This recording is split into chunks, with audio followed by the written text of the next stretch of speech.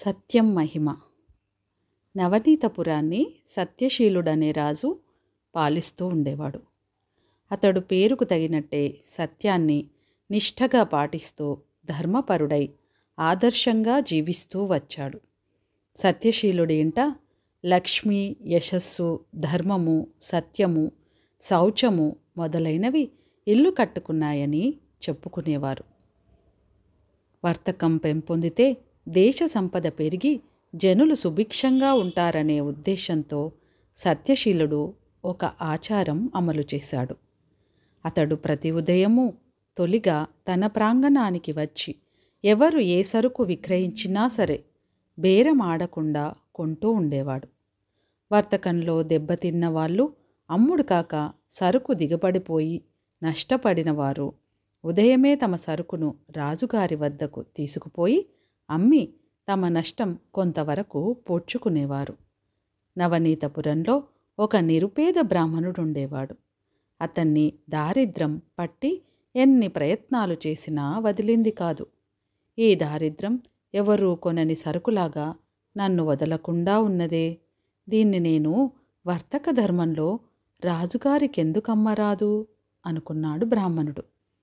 ఆయన ఒకనాడు ఒక దారిద్ర్యానికి చిహ్నలైన చింకిపాతలు, చినిగిన గొంగలి, చిల్లుల చెప్పులు ఒక మూటగట్టి దాన్ని నెత్తిన పెట్టుకొని తూర్పు తెల్లవారక ముందే రాజుగారింటి ముందు నిలబడి దారిద్ర్యం దారిద్ర్యం ఎవరైనా కొంటారా అని కేక పెట్టాడు. రాజుగారా కేక విని, ఎవరో సరుకు అమ్మకానికి తెచ్చినట్టుంది, నా దగ్గరికి పిలుచుకురా అని భటుణ్ణి పంపాడు. బ్రాహ్మడు వచ్చి తన నెత్తిమీద మూట దించి, మహారాజా, నాకున్నదంతా అమ్మకానికి తెచ్చాను అంటూ మూట చూపాడు. అలాగా, ఆ మూటలో ఉండే సరుకేమిటి అన్నాడు రాజు. దారిద్ర్యం మహారాజా, నా సొంత దారిద్ర్యం అన్నాడు బ్రాహ్మడు. రాజు ఒక్క క్షణం ఆలోచించాడు. బ్రాహ్మణుడు వర్తక ధర్మంలోనే మాట్లాడాడు. ఏ వర్తకుడైనా తనకు ఉపయోగం లేని సరుకునే కదా విక్రయిస్తాడు. ఈ విధంగా ఆలోచించి సత్యశీలుడు బ్రాహ్మణుడితో, అయ్యా, నీ దారిద్రాన్ని ఎంత కమ్ముతావు అన్నాడు.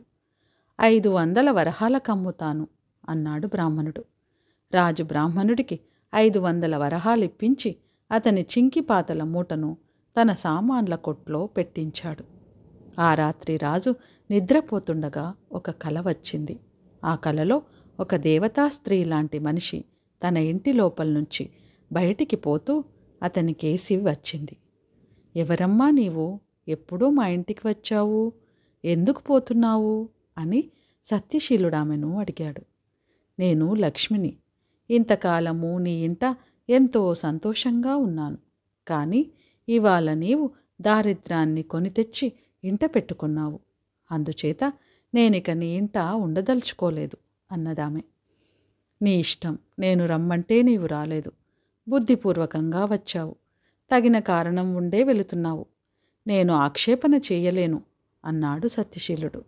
లక్ష్మి వెళ్ళిపోయిన మరుక్షణమే అతనికి మరొక స్త్రీ కనిపించింది. ఆమె కూడా బయటికి పోతుండడం చూసి అతను ఆమెను లక్ష్మిని అడిగినట్టే అడిగాడు.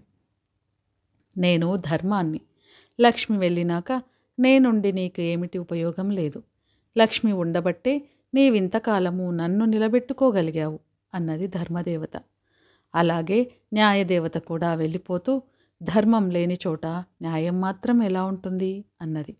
తరువాత కీర్తిదేవత కూడా రాజు దగ్గర సెలవు తీసుకుని వెళ్ళిపోయింది. తనను అభిమానించిన దేవతలందరూ తనను విడనాడిపోయారని సత్యశీలుడు అనుకుంటుండగా మరొక దేవత కూడా బయటికి వచ్చింది. అమ్మా, నీవెవరు, ఎందుకు వెళ్ళిపోతున్నావు అని సత్యశీలుడు అడిగాడు.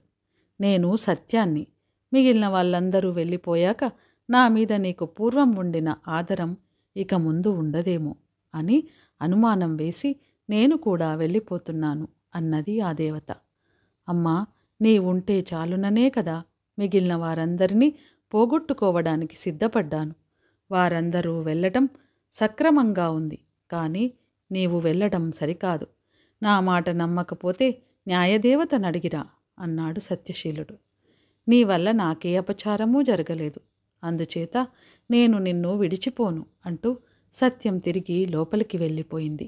కొద్దిసేపు గడిచింది. వెళ్ళిపోయిన దేవతలంతా ఒక జట్టుగా లోపలికి వస్తూ రాజుకు కనిపించారు.